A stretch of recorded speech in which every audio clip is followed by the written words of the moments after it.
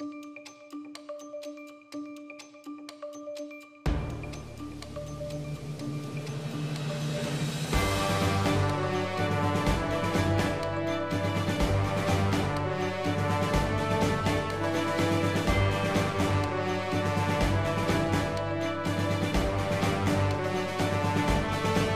ministère des Finances du Cameroun est actuellement au centre d'une polémique qui agite le secteur de la santé publique. Des médecins camerounais ont récemment constaté des coupures allant de 50 000 à 200 000 francs CFA sur leur salaire, pour les mois d'août et de septembre 2024. Ces réductions ont été opérées sans explication, soulevant des interrogations parmi les professionnels de la santé et le public. Face à cette situation, le syndicat des médecins du Cameroun, SIMEC, a réagi vivement à travers un communiqué officiel. Cette affaire survient à un moment particulièrement délicat, où le coût de la vie ne cesse de grimper et les défis économiques s'accumulent.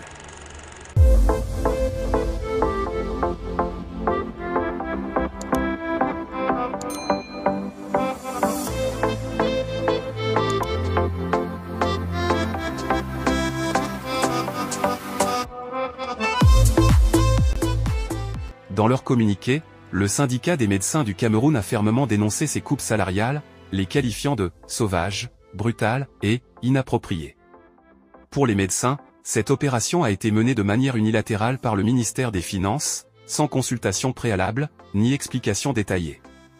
Cette situation intervient à un moment critique, alors que de nombreuses familles font face aux dépenses de la rentrée scolaire, ce qui exacerbe encore plus les difficultés économiques auxquelles ils doivent faire face. Le communiqué souligne également que les autorités sanitaires n'ont pas tenu leur promesse, faite en 2020, d'allouer une prime de risque aux médecins pour leur travail acharné durant la crise du Covid-19. Cette prime, qui était censée reconnaître les sacrifices des médecins pendant cette période difficile, n'a jamais été versée, augmentant encore leur frustration. Le SIMEC a donc adressé un appel direct au président de la République, espérant que ce dernier intervienne personnellement pour rectifier cette situation. Le syndicat demande que les médecins soient rétablis dans leurs droits et leur dignité, après ce qu'ils considèrent comme un affront majeur à leur profession.